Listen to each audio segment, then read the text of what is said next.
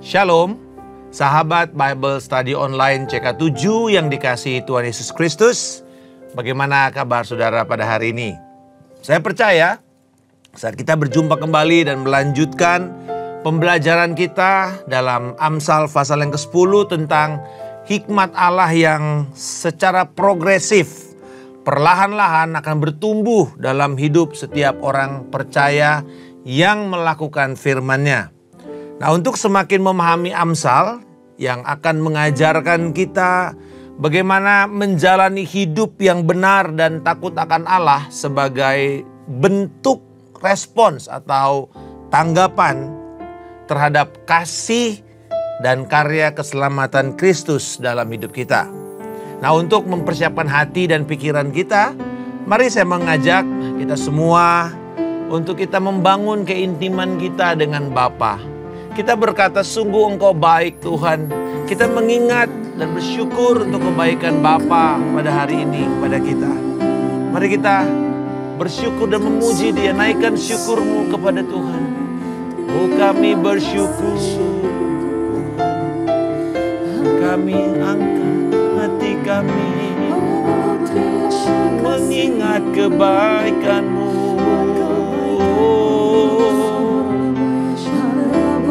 Kami bersyukur. Haleluya.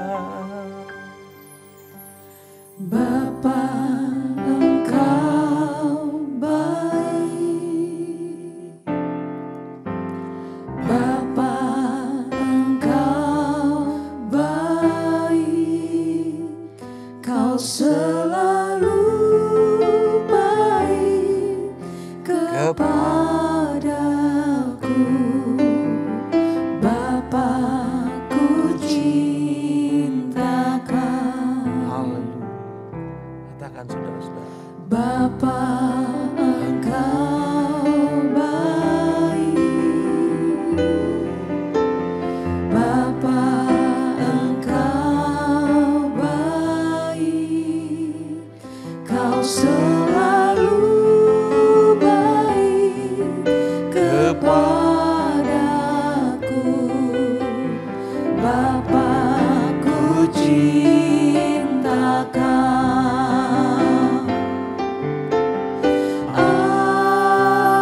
Aku memuji-Mu. Aku menyembah-Mu. Ku nyanyi haleluya.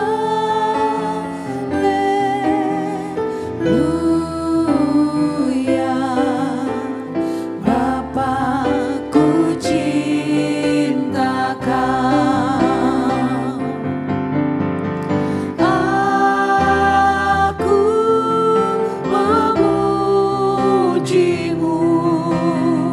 Aku menyembah-Mu. Ku nyanyi haleluya.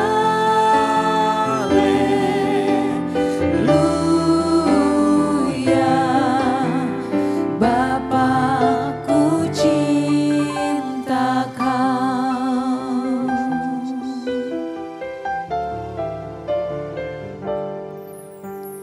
Bapa, Engkau baik. Bapa, Engkau baik. Kau selalu baik kepadaku. Bapa, ku cintakan.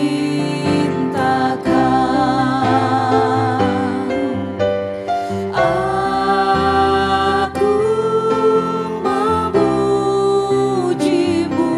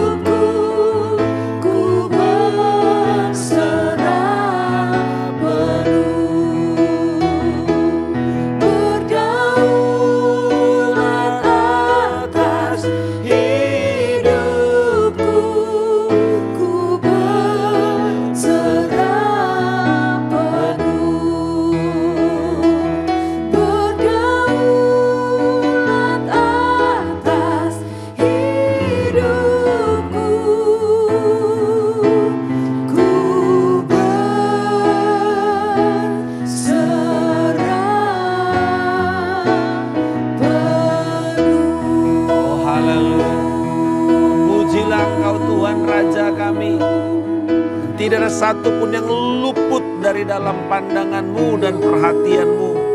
Kami hidup dalam kedaulatan Allah, berjalan di dalam penyediaan Tuhan setiap hari. Bahkan hari ini kami percaya ketika kami menyerahkan hidup kami kepada Engkau, sumber hikmat kami dan hikmat Allah itu sendiri. Kami percaya bahwa hidup kami akan memuliakan Engkau. Terima kasih Roh Kudus, Engkau yang akan menyatakan firman-Mu kepada kami. Buat kami berjalan di atasnya, nama-Mu dipermuliakan. Dalam nama Yesus kami berdoa. Amin. Saudara-saudara, kemarin di dalam Amsal pasal yang ke-9 kita telah belajar bahwa ketika kita gagal hidup sesuai dengan hikmat Allah, maka itu adalah sebuah indikator, sebuah tanda adanya berhala dalam hidup seseorang. Yaitu berhala yang kita sembah, yang kita lebih utamakan daripada Tuhan ataupun firman-Nya. Yang lebih kita utamakan, yang lebih kita sembah daripada Yesus Kristus. Karena iman akan menghasilkan ketaatan dan hikmat dalam hidup orang percaya. Iman kita kepada Kristus menghasilkan juga hikmat dari Kristus kepada kita. Dan kita sudah belajar bahwa di dalam hidup ini ada selalu dua pihak yang bertarung untuk merebut kasih, perhatian, dan penyembahan kita. Yang satu adalah hikmat Allah. Wanita bijak itu yang berseru-seru dan memanggil setiap orang untuk mampir ke rumahnya, ke istananya, ke baitnya. Dan itulah Yesus. Yang lain adalah wanita bebal atau wanita kebodohan, yaitu berhala, yang juga memanggil orang, tetapi dengan mulut manisnya dia menjerumuskan orang-orang ke dalam dunia orang mati, keterpisahan dengan Allah.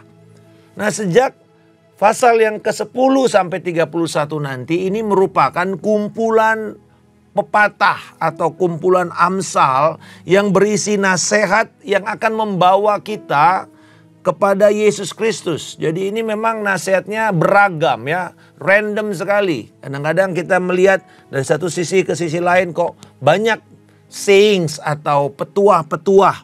Tetapi di sini kita belajar bahwa dari pasal 10 sampai nanti 31, kumpulan petuah ini akan membawa kita semakin mendekat kepada Yesus atau semakin menjauh dari Yesus. Jadi hidup kita ini akan berhasil saat kita menyelaraskan atau harmoni dengan hikmat. Yakni kebenaran atau juga nanti kita kenal dengan istilah hidup atau jalan orang jujur. Jadi ada sinonim dari hikmat itu di sini adalah kebenaran, lalu kejujuran atau orang jujur atau bahkan orang yang tulus hati. Sedangkan kebebalan nanti kita lihat sinonimnya yaitu jalan orang fasik, jalan orang bodoh, jalan para penindas. Nah, Amsal 10 merupakan bagian yang baru dalam kitab Amsal karena setiap ayat ini berisi satu atau dua pepatah atau ungkapan. Dan kadang-kadang dia berisi pembanding atau kontras antara hikmat dengan kebebalan. Dalam kumpulan Amsal bagian pertama ini kita akan melihat 3 area hikmat yang bekerja dalam hidup manusia dan apa dampaknya, apa pengaruhnya kepada mereka yang percaya dan yang melakukan. Karena hikmat ini juga kita tahu berbicara tentang Yesus Kristus, hikmat Allah yang kekal. Maka ide dari pasal 10 ini juga bisa saya simpulkan sebagai satu kalimat ini, yaitu kalimat tesisnya, Yesus adalah hikmat Allah yang akan menghasilkan hikmat atau kebijaksanaan yang ada dalam petua-petua Amsal ini dalam hidup setiap orang percaya. Dan hikmat itu akan lahir secara progresif atau bertumbuh hari demi hari untuk menuju kepada kedewasaan iman. Nah, kita akan melihat 3 bagian. Yang pertama, Yesus menghasilkan hikmat dalam pekerjaan dan keuangan. Jadi area pekerjaan dan area keuangan dari ayat 2 sampai dengan 5. Lalu bagian kedua, Yesus menghasilkan hikmat dalam perkataan dan relasi dengan sesama. Ayatnya yang ke 6 sampai dengan 21. Lalu bagian yang ketiga, Yesus menghasilkan hikmat yang akan menuntun kepada upah atau reward bagi setiap orang, baik dalam hidup sekarang maupun hidup dalam kekekalan. Ayat yang 22 sampai dengan 32. Nah, mari kita melihat bagian pertama. Yesus menghasilkan hikmat dalam pekerjaan dan keuangan kita. Kalau kita meneliti firman ini, dimulai dari harta benda dari kefasikan tidak berguna, tetapi kebenaran menyelamatkan orang dari maut. Nah, dia mulai dengan bagaimana berbicara tentang etos kerja dan menangani keuangan kita itu sebenarnya memperlihatkan juga sikap hati kita dan siapa yang kita sembah. Dalam ayat 2 ini dikatakan harta yang diperoleh dari cara yang tidak benar itu tidak berguna. Tetapi kebenaran akan menyelamatkan hidup orang percaya dari maut atau dari bencananya. Jadi Amsal ini mau mengajarkan mereka yang tamak, menyelewengkan uang, baik itu dengan memanfaatkan jabatan atau korupsi, gratifikasi, markup, atau skema-skema penipuan lewat money game atau Ponzi game, Ponzi scheme. Semua ini akan membawa bencana bagi mereka. Kita lihat di dalam Amsal 11 ayat 28 dikatakan, siapa mengandalkan kekayaannya akan jatuh. Siapa yang mengandalkan keuangan semata-mata akan jatuh. Dan kita melihat bagaimana orang-orang yang memakai cara-cara pintas dalam keuangan. Kita tahu banyak money game yang akhirnya menghancurkan kehidupan keluarga, menghancurkan kehidupan jemaat, bahkan karena satu sama lain memanfaatkan, menipu, atau bahkan menjual produk kepada orang yang tidak memerlukannya dan menguras duit mereka. Dan orang percaya harus percaya juga bahwa Allah memelihara hidup kita. Tadi kita nyanyikan, Tuhan berdaulat atas hidup saya. Nah, di sini kita percaya bahwa sekalipun keadaan kita misalnya dalam kesulitan, tidak berarti kita berhak untuk memilih jalan pintas atau mencuri. Tidak berhak. Jadi jangan tergoda untuk menempuh jalan pintas untuk mendapatkan uang. Percaya bahwa Tuhan memelihara kita. Dia memiliki jalan yang benar untuk bisa menjawab dan mengeluarkan kita dari kesulitan-kesulitan kita. Lalu dalam ayat 4 dan 5 berbicara tentang etika kerja atau etos kerja. Tangan yang lamban membuat miskin, tapi tangan rajin menjadikan kaya. Siapa mengumpulkan di musim panas, ia anak yang berakal budi. Siapa yang tidur di musim panen, anak yang membuat malu. Kalau kita lihat di sini, pepatah ini mengajarkan dua hal. Bahwa kemalasan menuntun kepada kemiskinan dan menjadikan orang tersebut memiliki aib atau menimbulkan rasa malu.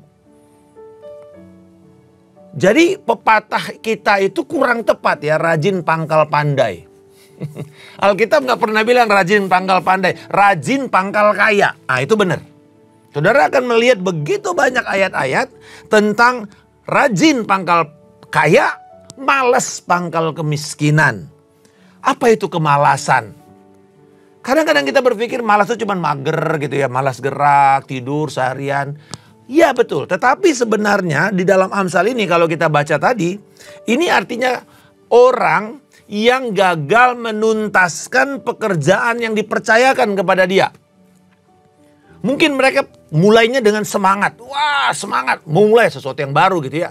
Tapi nanti di tengah-tengah ketika keadaan sudah mulai sepertinya manden ya. Sepertinya biasa-biasa, flat, plateau, bosen, rutin.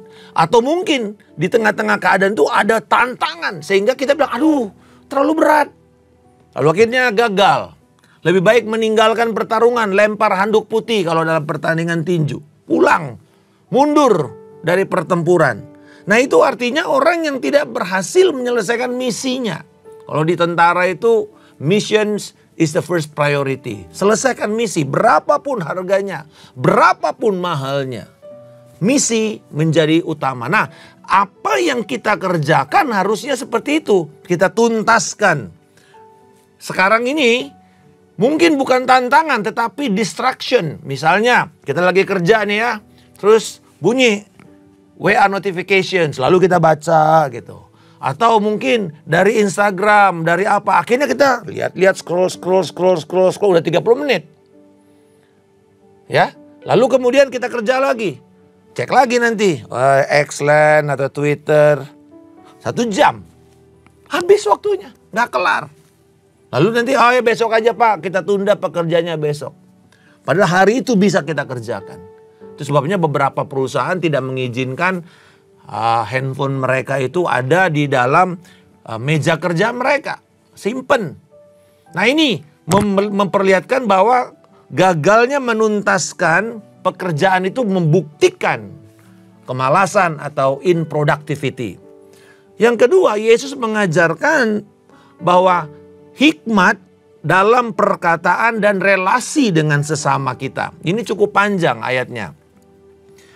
Tetapi pada dasarnya dikatakan mengenai bagaimana penggunaan perkataan yang bijak dan tepat waktu memperlihatkan kualitas hikmat seseorang. Jadi bukan cuma kata-kata manis, tapi kata-kata yang tepat waktu, jawaban yang tepat, di masa yang tepat, kepada orang yang tepat. Ya, jadi kalau orang bebal gitu ya, yang cuman berusaha untuk mengejek atau menguji, biasanya orang bijak itu akan diem. Dia nggak mau menari menurut irama daripada orang bebal ini. Karena nanti kita belajar bahwa kalau kamu menjawab orang bebal dengan kepintaranmu, kamu jadi bebal sendiri. Mending diem aja, kelihatannya bodoh, kelihatannya kita kalah. Tetapi saudara, makin kita jawab, makin kita jadi bodoh saudara. Makin kelihatan nanti kita jadi bodohnya. Tetapi kalau orang bijak sama orang bijak, kalau ngobrol itu akan makin dalam. Makin banyak pencerahan. Nah saudara-saudara, orang yang dikatakan di sini orang yang ceroboh perkataannya, atau hanya mau mendengarkan ocehannya sendiri. Tidak mau mendengarkan orang lain. Ini sebenarnya tidak lebih dari seorang penyembah berhala. Karena dia cuma menyembah dirinya sendiri. Dia menjadi narsis. Dia lebih meyakini pendapat pribadinya daripada mendengar ajaran hikmat dari orang yang berpengalaman atau lebih berpengetahuan dalam bidang tersebut. Pernah saudara-saudara sekalian dengar orang ya, dalam pembicaraan dia yang mendominir terus pendapatnya. Kita diem aja. Terus dan merasa dirinya paling pinter gitu. Nah, capek dengar orang kayak gini. Merasa dirinya besar tapi sebenarnya dia gak bikin apa-apa juga. Biasanya orang-orang begini nih kalau pertemuan keluarga, reuni, wah ceritanya bisnisnya bisnis gede-gede. Tapi gak ada, zong semua. Nol besar semuanya. Nah ini orang-orang yang ceroboh dalam perkataannya, akhirnya merusak relasi satu sama lain. Apa itu orang bebal di dalam konteks perkataan? Adalah mereka yang banyak bicara. Memuji diri mereka sendiri. Dan mereka tidak bersedia mendengar pendapat orang lain. Orang bebal selalu menganggap dirinya paling benar dalam segala hal. Sehingga susah untuk mau bertobat dan mau berubah. Selalu ada alasan aja. Tapi, nanti udah diajar lagi. Tapi, gitu. Selalu orang istilahnya ngeles terus. Ya, ngeles tingkat dewa ini. Selalu ada jawaban. Jadi nggak pernah mau diajar dia. Nah ini orang bebal sebenarnya. Bukan orang yang nggak punya pengetahuan, bukan. Itu orang yang simple minded. Tapi kalau kita Bayangkan Alkitab bilang gini, kalau orang bebal ya diem aja dia, disangka orang pintar kan. Jadi makin banyak kita ngomong, makin ketahuan kualitas kita. Itu sebabnya bahkan kalau kita harus berhenti, kita mesti berhenti. Jangan sembarang ngomong terus. Mending kita diam, nanti ditanya bagaimana menurut Anda. Lah baru kita ngomong. Tapi kalau enggak, jangan main potong, jangan main perasa bahwa saya bisa, saya lebih pintar. Kita belajar juga kadang-kadang kalau ada pimpinan kita nggak boleh lebih panjang ngomongnya daripada pimpinan kita. Itu salah satu etika di dalam berbicara. Orang yang ceroboh dalam perkataannya akan jatuh. Akan menimbulkan kekerasan, pertikaian atau konflik. Dan mendekatkannya kepada kebinasaan. Yesus memberikan kepada kita kekuatan untuk menjaga lidah kita. Firman Tuhan berkata dalam Mazmur, berjaga-jagalah di bibir mulutku Tuhan. Ya, sehingga perkataan kita akan menjadi perkataan kehidupan yang mendatangkan berkat bagi mereka yang mendengarnya. Jadi pertanyaan yang perlu kita sampaikan kepada diri kita setiap hari sebagai bahan evaluasi adalah ini.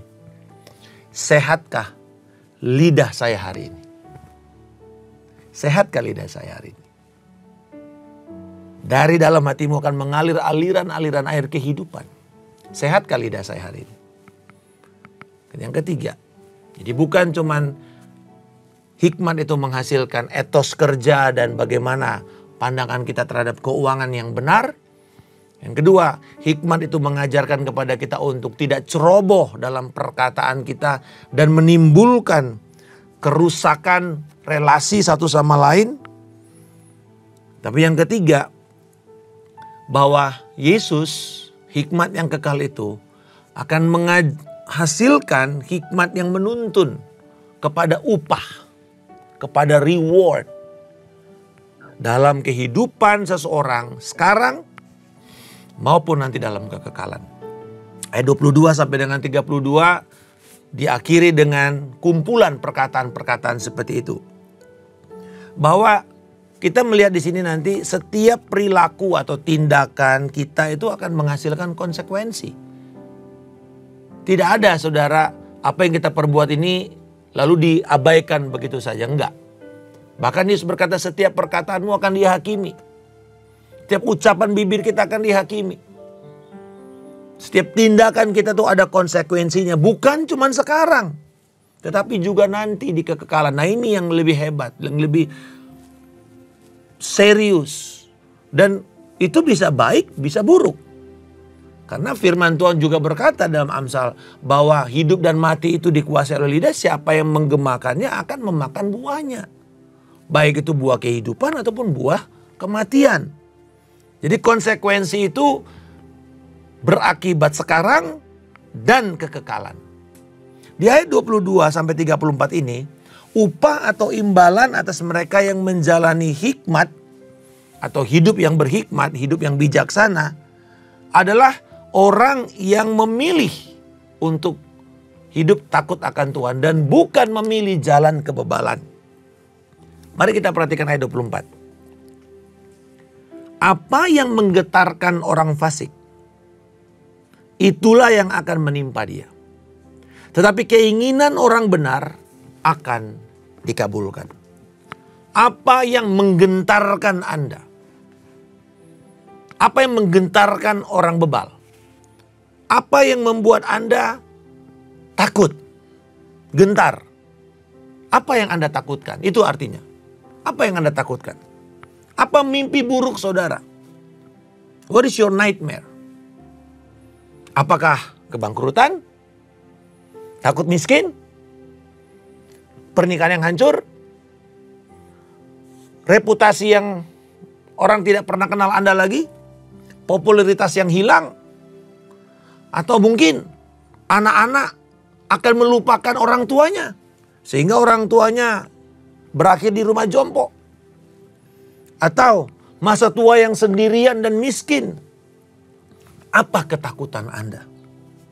Nah ada orang yang karena ketakutannya itu menjadi drivernya, menjadi pendorong utama dia bertindak.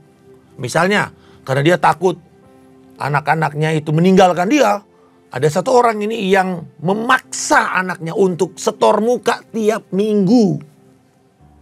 Walaupun anaknya itu udah punya tanggung jawab juga, punya keluarga, punya mertua. Pokoknya hari Sabtu kamu mesti di sini. Satu kali nggak bisa, mamanya ngancem-ngancem mau bunuh diri. Nah, kenapa? Sederhana. Karena mamanya takut ditinggalkan. Caranya pakai apa? Pakai ancaman. Padahal harusnya. Dia bilang, saya tanya sama orang ini. Orangnya udah cukup berumur. Tapi masih punya mama. Tapi mamanya seperti itu. Apa yang dia lakukan? Dia bilang gini, Pak. Kita ini dari kecil tuh jauh dari orang tua. Sehingga ketika kita menikah, dia berusaha untuk kontrol kita. Nah saudara-saudara, sayang sekali nasib dari mamanya ini. Karena dia takut ditinggalkan sendirian. Ini yang Alkitab bilang. Ketika ketakutan kita menjadi tujuan utama kita, itu jadi berhala. Ada orang takut miskin. Ada orang takut popularitasnya hilang. Ini contoh artis. Artis itu paling takut popularitasnya hilang kan? Lalu apa yang terjadi ketika mulai merosot popularitas, mulai orang melupakan dia? Dia akan membuat perilaku-perilaku yang aneh. Sesuatu yang kemudian tindakan-tindakan yang mungkin baik itu baik atau buruk. Tapi membuat orang kembali menjadi pembicaraan. Dan ini yang banyak dilakukan oleh agen-agen artis. Bagaimana cara membuat kita goreng kembali isunya ini kemudian jadi... Padahal mungkin isunya juga mempermalukan orang itu. Tapi demi popularitas. Saudara-saudara. Kita boleh dibicarakan kalau dibicarakan yang negatif. Sentimen negatif. Sama kan di dalam perilaku pasar uang. Pasar modal. Orang-orang itu hanya melihat apa? Sentimen positif atau sentimen negatif. Untuk membuat harga sebuah saham itu naik atau turun. Jadi orang-orang berupaya membuat sentimen-sentimen, menciptakan, makanya istilahnya digoreng. Diciptakan sentimen-sentimen positif seakan-akan bahwa hal produk ini begitu hebat. Tapi ujungnya ternyata pepesan kosong. Saudara-saudara, ini yang dilakukan oleh orang bebal. Apa yang mereka kerjakan dasarnya adalah ketakutan. Tetapi dikatakan orang benar, keinginan orang benar itu akan dikabulkan. Loh, bagaimana kalau keinginan juga sama seperti keinginan orang fasik tadi? Misalnya ingin keluarga yang bahagia, ingin keluarga yang harmonis, anak-anak yang mengasihi Tuhan, yang taat kepada Allah. Saudara-saudara, bedanya ini.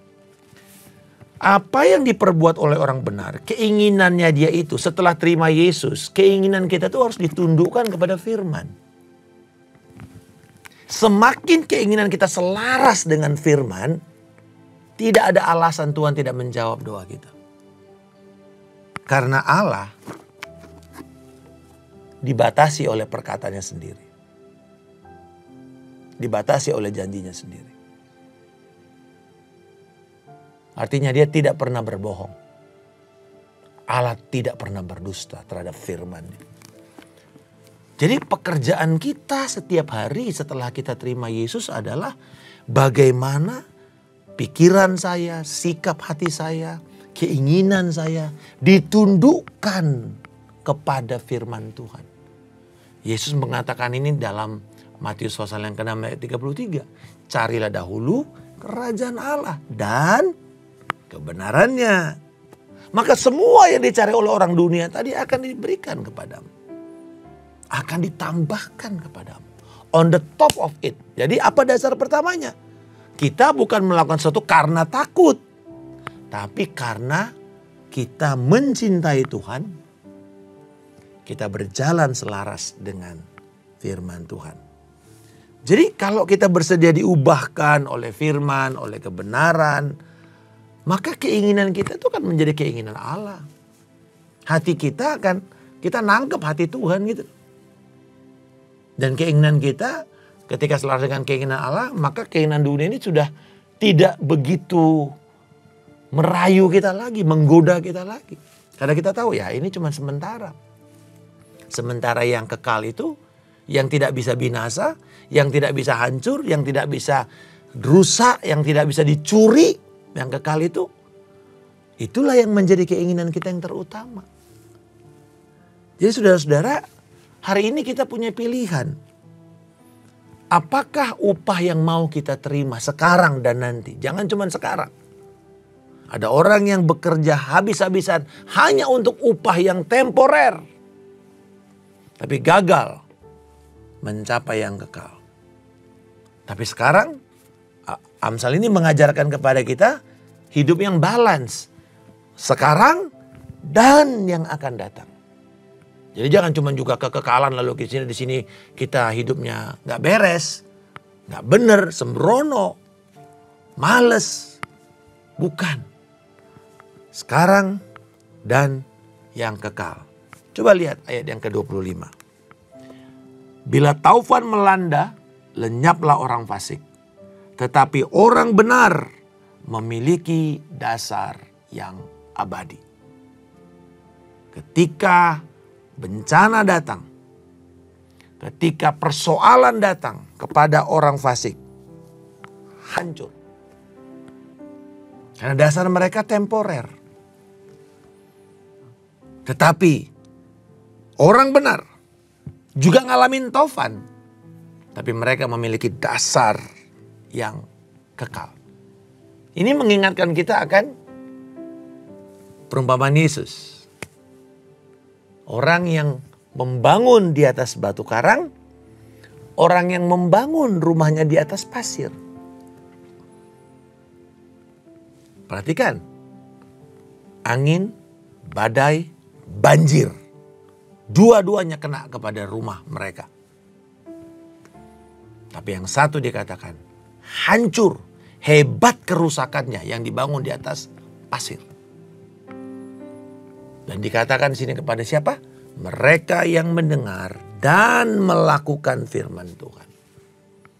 Orang yang bijak, orang yang mendengar dan hidup di atas apa yang dia dengar dan diajarkan kepada mereka. Tuhan tidak pandang bulu. Dia memberi hujan kepada orang benar dan orang fasik. Dia memberi panas matahari kepada orang benar dan orang fasik.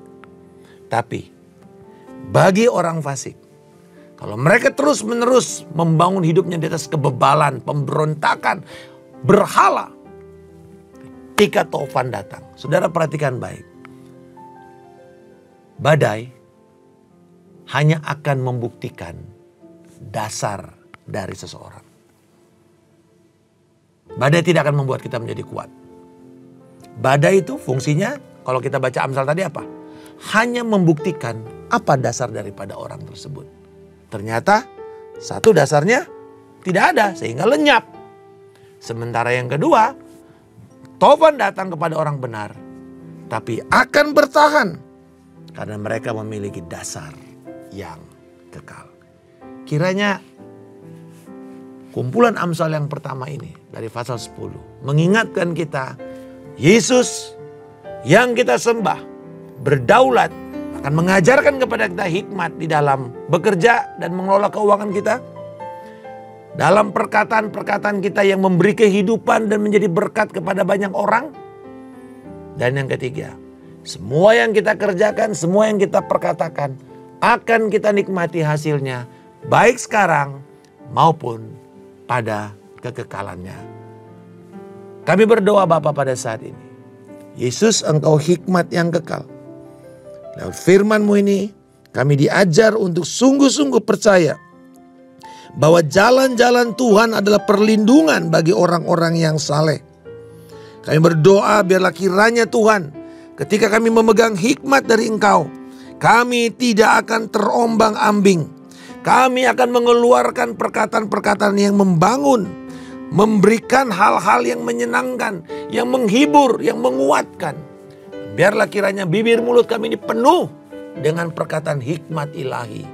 Sehingga menyembuhkan, menguatkan, menghibur, dan mempermuliakan Tuhan. Dalam nama Tuhan Yesus Kristus, kami tak berdoa dan mengucap syukur. Haleluya. Amin. Tuhan Yesus memberkati. Shalom.